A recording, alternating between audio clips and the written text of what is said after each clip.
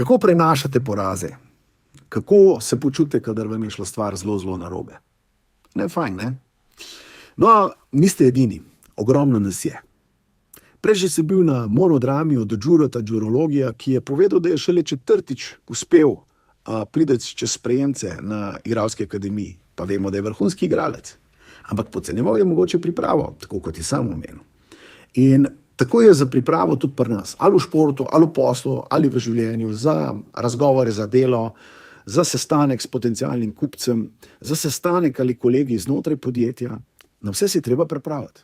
Kako se pripravimo? Izhajamo iz sebe, izhajamo iz vrednot, vizije našega podjetja, nas osebno in trenirajte. Trenirajte. Treba se pripraviti strukturirano, kaj bomo rekli, katere besede bomo uporabili. In seveda tudi takrat se lahko zgodi poraz.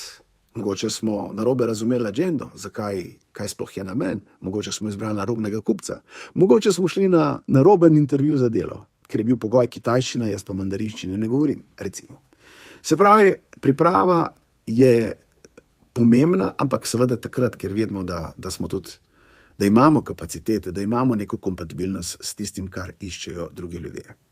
In seveda, če ne, lahko vztrajamo, lahko se pripravljamo, najboljše, če si poiščemo pomoč, je največja bližnica, najhitrejša bližnica, da pridemo do cilja, ali pa ugotovimo, da mogoče nam nekaj drugega ustreza v življenju. Neka druga naloga, neki drugi pogledi.